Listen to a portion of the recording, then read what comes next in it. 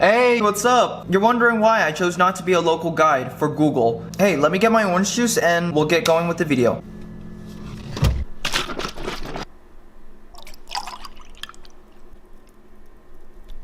Hey, what's going on everyone? I hope y'all are having a great day. And if y'all know me, I love checking out new places, reviewing the restaurants, facilities, movie theaters, and any other businesses. And that is one big aspect of my vlogging career, is to explore new places and to journal about it. But if you just clicked on this video and you don't know who I am, my name is Kentren, and today I will be explaining why I have not chosen to be a local guide for Google reviews. Okay, so with Google reviews, anyone can write a review for any businesses as long as it's on Google Maps. Anybody can type on it and everyone will see it, because anything you post on the internet, it will be there forever. And you can get recognition for it, you can get views for it, you know. My first big reason why I have not chosen to be a local Google guide, I have that mindset to be a national guide, a global guide, a universal guide. Local guide to me sounds very limited to my horizons, you know, because again, I love to explore. And if I'm only a local guide, my only world is my town. But I don't believe in that. Remember, I went to New York from this video. One of the best cities out there and one of the best restaurants I went there, Clinton Bakery. I wrote a review for that place, 5 stars. And boy, that made me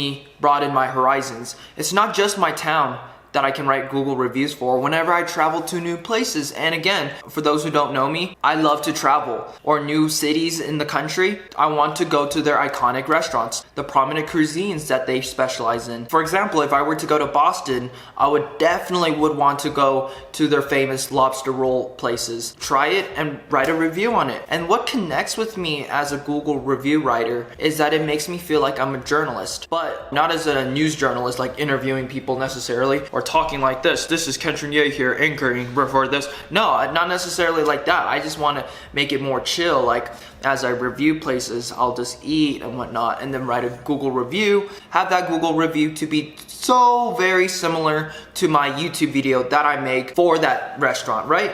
I think it makes me very happy to review places. It's one of my hobbies, one of my passions. That's my main philosophical reason why I haven't chose to be a local guide for Google, is because of the limited world feeling. Because again, I want to broaden my horizons. I want to travel across the country. I want to travel the world, explore new places and review it. And I want to be a national guide that reviews a lot of restaurants across the nation and have my word be heard there. Now, by any means, I'm not saying that being a local guide is bad. I hope you're not taking it that way. Do I think it builds credibility on a review? I think it does build credibility. However, if I build, the more I review, the more I put myself out there, I think people would just know me for who I am rather than being known as a local guide.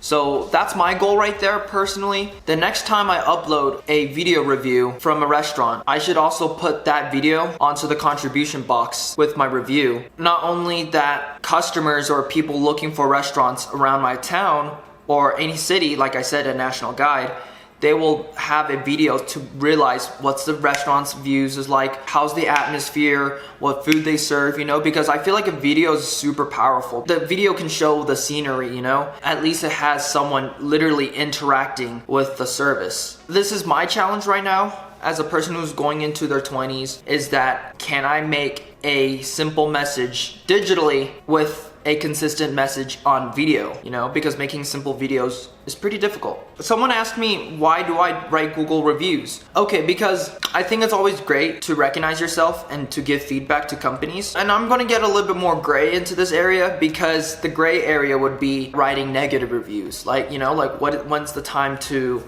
write negative reviews to help someone? Or if you had a bad customer service, how do you get justice out of it? I'll tell you what, I feel like in this society, there are a lot more complaints than compliments. Let's face it, we all know this is pretty much how it is, because we love to criticize whenever someone falls or make a mistake. We love to call it out. But when someone does great, very few of us.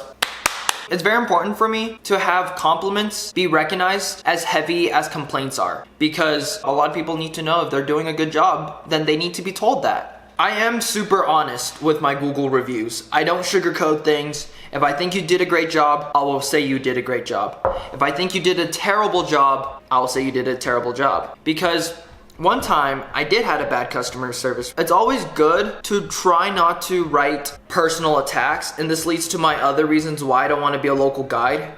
I don't think I'm a proper writer to write Google reviews. And what I mean by proper writer is I'm not saying that I'm not good enough, because I'm not putting myself down. I always believe that I have room to improve. That's just like anybody else. Everyone, no matter where you are in your life, no matter where you are on the status scale, you have room to improve. So without a doubt, baby, I can get better. But by proper writing, I have to organize the structure.